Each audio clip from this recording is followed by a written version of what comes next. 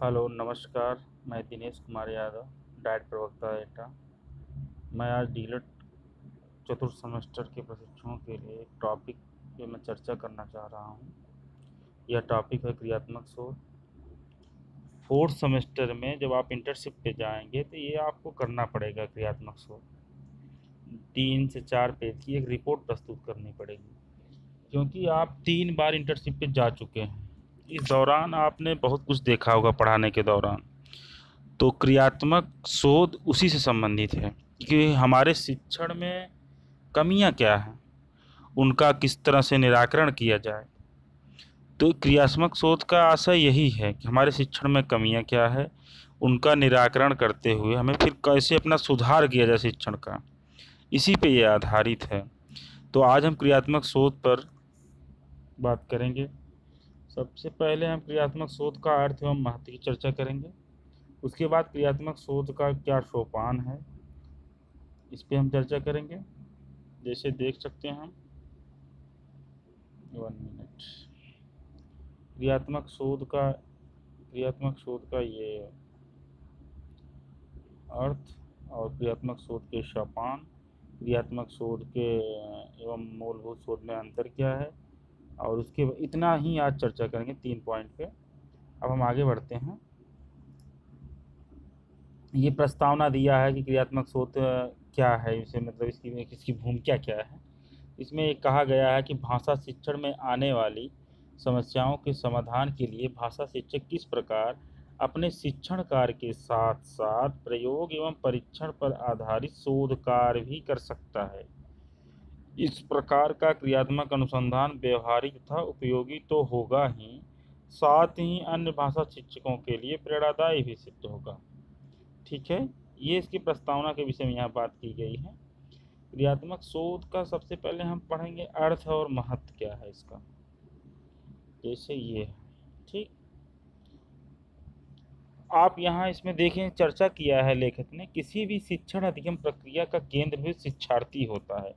हमारे समस्त शैक्षणिक कार्य, सारी चेष्टाएं, सारे प्रयत्न शिक्षार्थी को केंद्र में रखकर ही किए जाते हैं, क्योंकि सबका प्रतिफलन शिक्षार्थी में ही सार्थक होता है। किंतु यह एक निर्विवाद सत्य है, समस्त शिक्षण प्रक्रिया का स्रोत शिक्षक है, और हर सफल शैक्षणिक प्रयोग के पीछे शिक्षक का सजग चिंतन तथा उसका सतत प्रयोग धर्मी दृष्टिकोण और अपने शिक्षण कार्य को अधिक सार्थक बनाने के लिए लगन और एवं प्रयत्न होते हैं।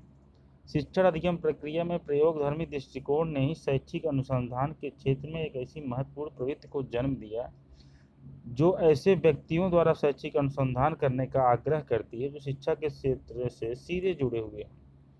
कुछ शिक्षाशास्त्रियों को यह लगा कि शिक्षा के क्षेत्र में अनेक ऐसी समस्याएं जिनका हल खोजने में ऐसे व्यक्ति अधिक महत्वपूर्ण योगदान कर सकते हैं जो उसी क्षेत्र में कार्य कर रहे हैं।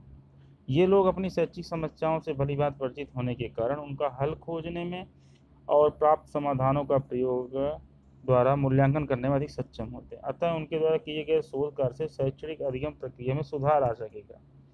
शिक्षा शास्त्रियों के इसी चिंतन के फलस्वरूप शैक्षिक अनुसंधान के क्षेत्र में क्रियात्मक शोध का जन्म हुआ।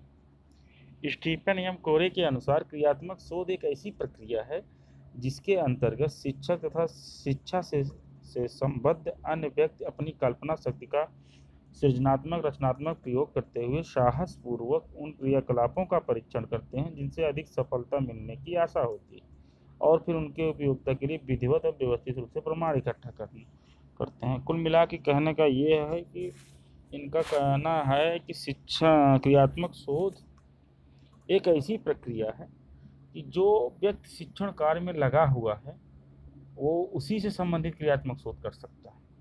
ये नहीं है कि कोई भी व्यक्ति शोध करने वाला हो, जो विद्वान हो, वो आकर के शिक्षण कार्य में करे, तो ऐसा नहीं है।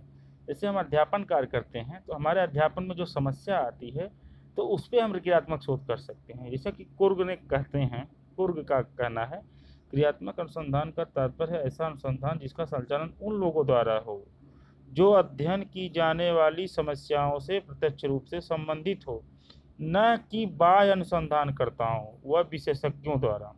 इसका मुख्य उद्देश्य शैक्षिक अभ्यास का विकास करना और कार्य पद्धति में सुधार करना। अब आप समझ रहे होंगे, ये कुर्क की जो परिभाषा है अच्छी परिभाषा है, इसे आप कोट कर सकते हैं ये। ठीक, अब हम आगे बढ़ते हैं। दूसरे शब्दों में क्रियात्मक शोध ऐसी प्रक्रिया एक ऐसी प्रक्रिया है जिसमें शिक्षाकर्मी शिक्षण कार्य में सुधार लाने के लिए अपनी शैक्षिक समस्याओं का वैज्ञानिक ढंग से हल खोजने के लिए प्रमाण इकट्ठा करता है, प्रयोग और परीक्षण करता है और उनका मूल्यांकन करता है। ठीक है, आप समझ गए होंगे कि इनका कहना ये है, ये जो लाइन आप देख रहे हैं, ये लाइन आप देख रहे हैं ये, ठीक, इसे भी आप नोट कर लेंगे कि जिसमें शिक्षण कर्मी, जैसे आप 3 बार अध्यापन करने गए हैं इंटर्नशिप पे स्कूलों में, तो आपने क्या देखा? अगर आपको कुछ लगा कुछ समस्या है विद्यालय में, हो सकता है कुछ लोगों को ये लगे कि कोई समस्या ही नहीं है, सबसे बड़ी समस्या है, जो पढ़ाने ही नहीं गए हों। वाकई आप जो पढ़ाने गए होंगे तो उन्होंने देखा होगा कि कुछ बच्चे सीखने में कितने जल्दी सीखते हैं, कुछ बच्चे सीखने में रुचि ही नहीं लेते हैं। कुछ बच्चों को गणित में बहुत अच्छे हैं, कुछ भाषा में एकदम नहीं सही हैं। कुछ बच्चों को जो है वर्णमाला पूरा आता है, लेकिन तीनों उष्म व्यंजन में कुछ अंतर नहीं कर पाते हैं, कुछ ई में अंतर नहीं कर पाते हैं। तो ये उनके साथ क्या दिक्कत है? यही आपका एक रिसर्च का विषय है, उनके साथ ऐसा क्यों होता है। तो किसी भी शोध के कुछ सोपान होते हैं, चरण होते हैं, कि मतलब शोध के कैसे स्टार्ट करेंगे आप, क्रियात्मक शोध शुरू कैसे करेंगे, तो उसी पे यहाँ एक बात की गई है। सबसे पहले क्रियात्मक शोध का जो मूल आधार है वो समस्या का चयन करना। चयन आप समस्या का कैसे करेंगे? जब समस्या रहेगी तभी तो उसी के आधार पर ही तो आप क्रियात्मक शोध करेंगे। क्रियात्मक शोध का आधार ही यही है, पहले समस्या होनी चाहिए कि बालक, आप किसी कक्षा 3 में मान लो पढ़ा रहे हो, भाषा को पढ़ा रहे हो, मान लो उसे यर अलावा का समझ नहीं हो पा रही, वो कंफर्म नहीं कर पा रहा है, यर अलावा ये तो एक ही तरह से फिर लग रहा है, इसे आप कैसे सुधारोगे?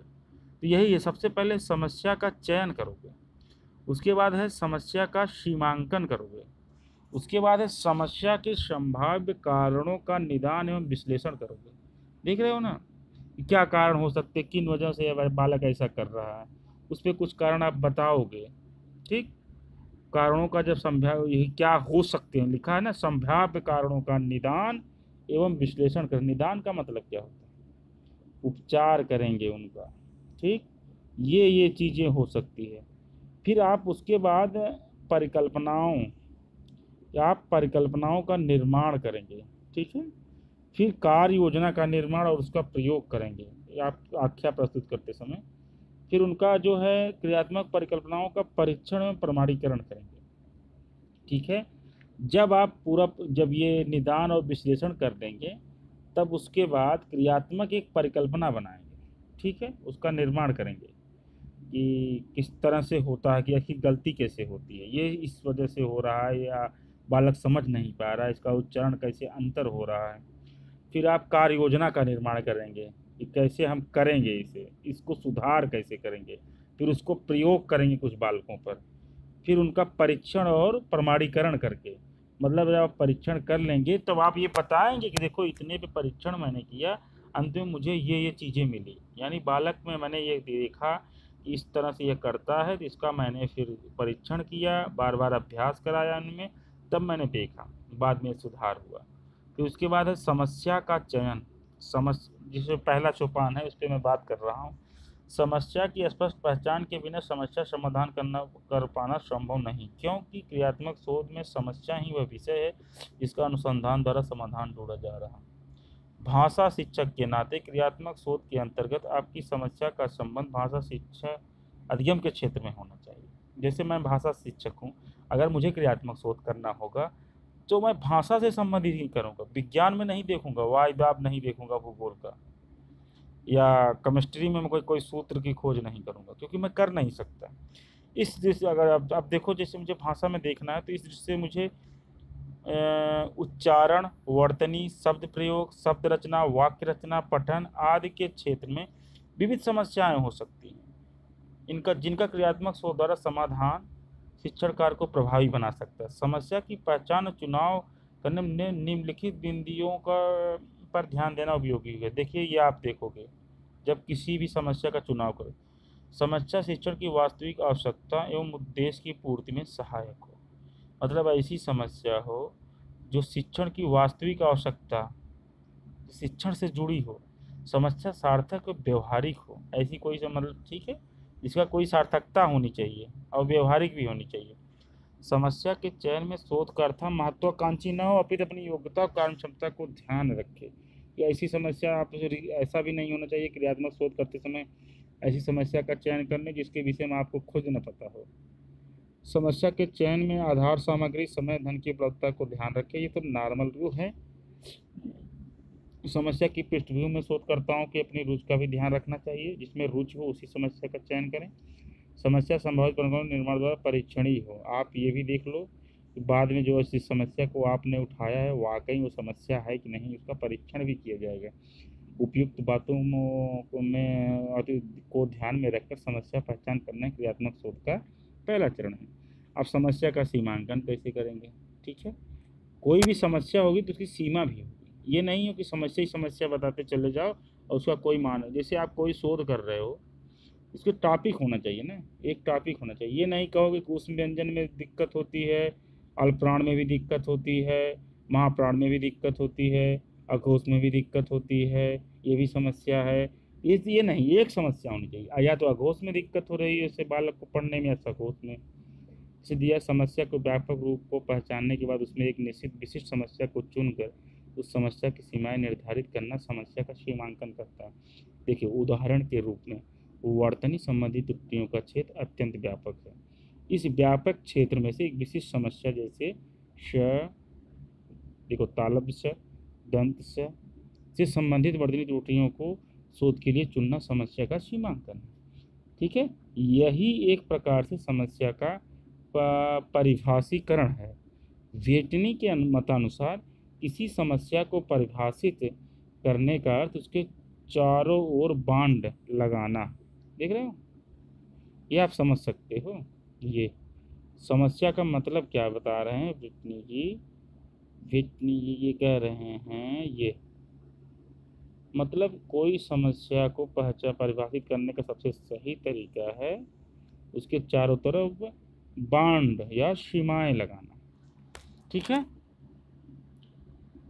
यही मैं कह रहा था। वर्तनी से मतलब ये नहीं होना चाहिए कि पूरी वर्तनी में, पूरे वर्णमाला में उसे दिक्कत है। तो ये समस्या थोड़ी है, तो पूरा इतनी ज़्यादा समस्या हो जाएगी इस पर आप कर ही नहीं पाओगे, कोई परिकल्पना का निर्माण ही नहीं कर पाओगे। ठीक है, एक मिनट। फिर आप है ये समस्या के संभाव्य कारणों का निदान एवं विश्लेषण। समस्या चयन करने के बाद शोधकर्ता को यह देखना चाहिए कि समस्या के संभाव्य कारण क्या है। देख रहे हैं मैं कहाँ पढ़ रहा हूँ? ये समस्या के संभाव्य कारण क्या है, कारण क्या है और क्यों है, इसका पता लगाने के लिए शोधकर्ता को प्रमाणों का सहारा उसी प्रकार लेना पड़ता है जिस प्रकार चिकित्सक को रोग के लक्षणों आदि का। ठीक है, जैसे चिकित्सक किसी रोग को देख करके ये बता देता है लक्षण के कि ये फला रोग हुआ है, इसी तरह आपको भी ये देखना होगा कि समस्या का कारण क्या है। ठीक है, ये तब आप पता पाओगे कि इसी समस्या की वजह से ये हो रहा है जो बालक उच्चारण नहीं कर पा रहा है। तो ये आप इसी की बात को उन्होंने कहा है यहाँ पे, जिस प्रकार रोग के कारणों का ठीक ठाक पता लगाने पर ही रोग ठीक उपचार संभव होता है, उसी प्रकार समस्या के प्रासंगिक कारणों के ज्ञान से ही समाधान संभव हो सकेगा। आगे चलते हैं, क्रियात्मक परिकल्पनाओं का निर्माण।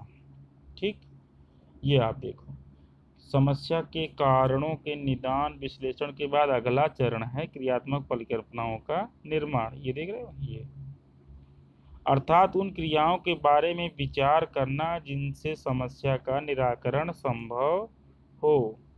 ठीक, ये क्रियात्मक परिकल्पना अनुमानिक समाधान है। ठीक, ये अनुमान के आधार पर हो सकता है कि इस तरह से, इसी वजह से जैसे बालक समय में अंतर नहीं कर पा रहा है क्योंकि एक समान लगभग उच्चारण है, जीवा को कहाँ पे कहाँ टच करना है किस समय, इसे बालक को ज्ञान नहीं है। अब इसमें दे रहे हैं इनकी प्रामाणिकता प्रयोग और परीक्षण की कसौटी पर ही मालूम होती है। परिकल्पनाएं हमें क्रियात्मक शोध के लिए दिशा प्रदान करती हैं। वे हमें ऐसे संभावित क्रियाएं सुझाती हैं जो समस्या के हल निकालने में सहायक होती हैं। ठीक है, मतलब हम किसी चीज़ को जब उठाएंगे तो उसके विषय में हम सोचेंगे कि ये ऐसा हो सकता है, इस वजह से बालक ये इसका आशय नहीं समझ पा रहा, तभी इसके उच्चारण में गलत कर रहा है। अब आगे बढ़ते हैं।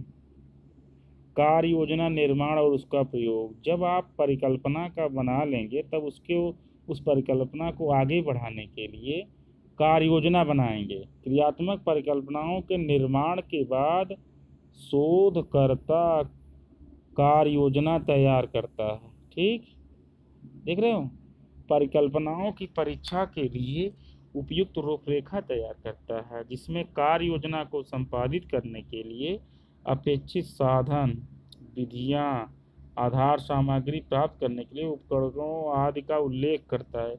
मतलब इसे आप वर्णमाला पढ़ाने के लिए या उस पर रिसर्च करने के लिए क्या क्या साधन का प्रयोग करोगे, कैसे बालक को समझाओगे, किस विधि का प्रयोग करोगे, विश्लेषण करोगे, संश्लेषण करोगे, सर्वेक्षण करोगे, क्या करोगे, किस आधार पे करोगे, कि जिससे वो आप कार्य योजना अपनी कैसी बनाओगे, कि ऐसी कार्य योजना मतलब जब आप ये बनाओगे तो इनमें किन किन साधनों का प्रयोग करेगी, उसमें इसको उल्लेख करना होगा। ठीक है, आगे ये कह रहे हैं क्रियात्मक परिकल्पनाओं का परीक्षण में प्रमाणीकरण। जब आप क्रियात्मक परिकल्पनाओं को बना लोगे, क्या क्या आप प्रयोग कर रहे हैं, कौन विधि प्रयोग कर रहे हैं, उसके बाद आप उनका परीक्षण में प्रमाणीकरण करोगे। लिखा है कार्य योजना बनाने के उपरांत शोधकर्ता परीक्षण विधियों का प्रयोग करते हुए परिकल्पनाओं की उपयोगिता सार्थकता का पता लगाता है। देखो ये, अर्थात समस्याओं के निराकरण के लिए जिन समाधानों का अनुमान लगाया गया था वो लगाया गया, उनकी सत्यता की परख करता है। यदि कार्य योजना के संपादन से शोधकर्ता के लक्ष्य की पूर्ति होती है तो समाधान को स्वीकार कर लिया जाता है, अन्यथा उसे छोड़ दिया जाता है। ये देखो क्या कह रहा हूँ, कार्य योजना जब आप बना लोगे, ठीक है, तब आप कार्य योजना से जब आप कार्य योजना बना लिए किस तरह से हम करेंगे, ऐसे ऐसे उच्चारण कराएंगे, जीवा के उच्चारण स्थान से परिचय कराएंगे, तब आप इस सबको जब आप लिखोगे उसके चरण को, पहले हम ऐसे स को बोलेंगे, पहले दंत स बोलेंगे, फिर ताला पे बोलेंगे, फिर जीवा को बताएंगे तालु को छूती है, फिर मूर्धन शन जो मूर्धा को छूती है। आप इस तरह से आप बताओगे ना, कार्य योजना के संपादन शोधकर्ता के लक्ष्य पूर्ति होती है और उस समाधान को स्वीकार कर लिया जाता है, अन्यथा छोड़ दिया जाता है। कार्य संपादन के शोधकर्ता और परिकल्पनाओं सुधार भी कर सकते। ठीक है, यहाँ देख रहे हो आप, मतलब आप कार्य संपादन के समय जब आप कार्य योजना ये बनाते रहेंगे प्रमाणित, तो उसमें आप परिकल्पना जो पहले से बनाए उसमें संशोधन भी कर सकते हैं, हो सकता है कुछ चीज़ें छूट गई हों। आगे आप लिखा है ये कि क्रियात्मक शोध से आशय क्या है, 4 पंक्तियों में उत्तर लिखिए। तो आपको क्या लगता है, अभी तक आपने क्या समझा? क्रियात्मक शोध एक ऐसी पद्धति है कि जिसके द्वारा ये जो शिक्षण से जुड़ी हुई है, हम अध्यापन करने जाते हैं, अध्यापन करने में हम देखते हैं कि बच्चे को सीखने में कुछ समस्याएं हो रही हैं, उन्हीं समस्याओं पर विचार करने के लिए जो शोध किया जाता है वही क्रियात्मक शोध है। मतलब जो समस्याएं पता चल जाती हैं तो उनके निराकरण के लिए हम एक उपाय बनाते हैं, वही क्रियात्मक शोध है। अब यहाँ दिखा रहे हैं कि और स्पष्ट कर रहे हैं कि क्रियात्मक शोध और मूलभूत शोध में क्या अंतर है। मूलभूत शोध किसी भी विषय पर कोई भी व्यक्ति कर सकता है, वो किसी भी विषय पर आधारित होता है, एक तरह से यूनिवर्सल होता है मूल शोध। जैसे 2 प्रकार के हैं, फंडामेंटल है एवं अनुप्रयुक्त है। अनुसंधान के 2 प्रकार, एक मूलभूत है, एक अनुप्रयुक्त है। अनुप्रयुक्त अनुसंधान ही क्रियात्मक शोध है। अनुप्रयुक्त मतलब क्या होता है, जिसका प्रयोग करेंगे आप। और जो फंडामेंटल है इसमें आप एक सिद्धांत देंगे कि ये चीज़ें होती है। जैसे निराला पे अगर हम करें तो निराला की कविता में स्त्री शिक्षा, तो निराला की कविता में जहाँ जहाँ स्त्री शिक्षा होगी हम उसको हम दिखा दें, ये स्त्री शिक्षा मिलती है, इसमें ये चीज़ें मिलती हैं। ये है उनका एक अलग शोध हो गया। अब क्रियात्मक शोध क्या है कि हम जैसे शिक्षण से संबंधित हैं, एक तरह से कि कोई चीज़ क्यों हो रहा है, उसका कारण क्या है, इसी भी यही है क्रियात्मक शोध। शुरू में इस शोध पे काफ़ी विद्वानों का जो है ये मतलब गलत मान रहे थे, लेकिन फिर भी ये शोध चलना शुरू हुआ। अभी इसके विषय में आगे आपको दिखाएंगे। अब इसमें दे रहे हैं, यद्यपि ये दोनों की क्रियाविधि एक है किंतु उद्देश्य क्षेत्र परिणाम की दृष्टि से इनमें अंतर निहित है। उद्देश्य की दृष्टि से देखिए, मौलिक शोध में आप शोधकर्ता के रूप में सर्वमान्य नियमों सिद्धांतों की खोज करते हैं। ठीक है, ये देखो मौलिक शोध जो फंडामेंटल है। जबकि क्रियात्मक शोध में आप अपने भाषा शिक्षण के क्षेत्र में कक्षा कार्यों में सुधार के लिए अपनी समस्याओं का समाधान ढूंढते हैं। जैसे मैं कहूँ कि सुबह बच्चों की उपस्थिति क्यों कम रहती है, अटेंडेंस के समय बच्चों की उपस्थिति क्यों कम रहती है, यह भी एक तरह का क्रियात्मक शोध है। अब इसका परिकल्पना हम बनाएंगे तो हो सकता है ऑटो से आने में लेट होती है, जाम लगता है, इन सब कारणों से, या घर से जानबूझकर देर से निकलते हैं कि हो सकता है हम लेट आएँ। तो यही सब कारण हो सकते हैं। फिर इनका हम प्रमाणीकरण करके हो सकता है लास्ट में हम निष्कर्ष निकालेंगे कि ऑटो या जाम की वजह से ही हम लेट आते हैं। अब आगे हम देखते हैं। अब देखो जैसे दिए है ना का साधारण समस्याओं का समाधान, जैसे उदाहरण के लिए मौखिक अभिव्यक्ति के क्षेत्र में उच्चारण संबंधी अशुद्धियों का अन्वेषण एवं उनका सुधार। ये देखो ये दिया हुआ है। समस्या के स्वरूप एवं महत्व की दृष्टि से मौलिक शोध में आपकी समस्या का सैद्धांतिक कठिनाइयों से अधिक संबंध होता है। ठीक है, उसमें सिद्धांत निरूपण होता है मौलिक शोध में। जैसे किसी में स्त्री शिक्षा है, किसी में बाल विवाह है, किसी में विधवा प्रथा पे जो विरोध में किसी ने साहित्य लिखा है उस पर शोध होता है। वाकई उन्होंने विधवा विवाह पे या विधवा प्रथा पे किस पक्ष में लिखा है उस पर शोध किया जाता है। जबकि क्रियात्मक अनुसंधान में समस्याएं होती हैं, कक्षा होता है, विद्यालय होता है, व्यवहारिक कठिनाइयों से संबंधित होती हैं। यहाँ आप देख रहे होंगे, ये चीज़ें आप देखेंगे तो समझ में आएगा। ठीक, सब अंतर पाया जाता है। अब एक शब्द आ रहा है न्याय दर्श। मौलिक अनुसंधान में न्याय दर्श का आकार क्रियात्मक अनुसंधान की अपेक्षा बड़ा होता है। न्याय दर्श से क्या आशय? न्याय दर्श से जहाँ तक मेरा मानना एक तरह से नमूना होता है, चाहे प्रतिदर्श भी कह सकते हैं। ठीक है, न्याय दर्श का चुनाव ही बहुत सावधानी से किया जाता है ताकि न्यायाधीश पूरी जनसंख्या का प्रतिनिधि बन सके। जबकि क्रियात्मक शोध में न्यायाधीश किसी कक्षा के छात्र, कभी कोई विशेष छात्रों तक ही सीमित हो पाता है। न्यायाधीश एक तरह से नमूना या मानक मान सकते हो। जैसे मैं उदाहरण के लिए कहूँ, अगर कोई चिकित्सक किसी रोगी का एक थोड़ा सा ब्लड निकाल करके पूरी शरीर के विषय में जैसे वो बता सकता है कि इसमें क्या क्या दिक्कत है, कौन सी बीमारी हुई, उसी तरह ये क्रियात्मक शोध में आप देख सकते हो न्याय दर्श का मतलब है किसी कक्षा के कुछ छात्र पर होता है ये कि ये समस्या हो रही है, इसी आधार पे वो होता है। जैसे मौलिक अनुसंधान में न्याय दर्श का आकार बड़ा होता है, मतलब किन किन चीज़ों को लेकर के, किन किन मानकों को लेकर अनुसंधान किया गया। अब आप आगे बढ़िए। क्रियात्मक शोध की अपेक्षा में सामान्यीकरण की दृष्टि से मौलिक अनुसंधान में सामान्यीकरण की प्रामाणिकता अधिक होती है। मतलब मौलिक अनुसंधान जो मूल अनुसंधान होता है किसी विषय पर, उसमें जो है कुछ चीज़ों के आधार पर हम एक सामान्य नियम बना लेते हैं। यहाँ सामान्य नियमों का निर्धारण कर दिया जाता है। ये देखो ये चीज़ें कह रहे हैं, नवीन सत्यों तथ्यों को खोज निकाला जाता है। जबकि क्रियात्मक शोध में स्थानीय संदर्भ में समान निष्कर्ष मात्र निकाले जाते हैं। ठीक है, और वे विषयगत कक्षा अनुरूप कार्य पद्धति के सुधारने होते। अब ये नहीं है कि हम आज यहाँ पे कच्चा मतलब किसी स्कूल में, किसी प्राथमिक विद्यालय में एटा के किसी कक्षा की समस्या के आधार पर कुछ क्रियात्मक शोध करते हैं, तो जरूरी नहीं है कि पूरे एटा के प्राथमिक विद्यालयों में शोध होगा, विषय होगा। केवल वो उसी विद्यालय उसी कक्षा के लिए शोध का विषय होगा। जैसे यहाँ आगे वो बता भी रहे हैं, यदि भाषा शिक्षक के रूप में आप अंग्रेजी माध्यम में पढ़ने वाले कक्षा 9 के हिंदी उच्चारण संबंधी अशुद्धियों के करना चाहते हैं, तो सामान्यीकरण के दृष्टि से जो भी निष्कर्ष आएंगे वे केवल आपके विद्यालय कक्षा के संदर्भ में ही लागू हो पाएंगे, अन्य प्रकार के विद्यार्थियों एवं कक्षा पर नहीं, क्योंकि अन्य परिस्थितियों में कारण उपचार दोनों ही दूसरे होंगे। आगे बढ़ते शोध की रूपरेखा की दृष्टि से शोध कार्य करने के से पूर्व आप जो भी शोध कार्य की संक्षिप्त रूपरेखा प्रस्तुत करते हैं, क्रियात्मक शोध में यह रूपरेखा वास्तविक कक्षा एवं विद्यार्थी परिस्थिति के अनुसार लचीली और परिवर्तनशील होती है। जबकि मौलिक अनुसंधान में यह रूपरेखा जटिल होती है, इसमें परिवर्तन शीघ्रतापूर्वक नहीं किया जा सकता।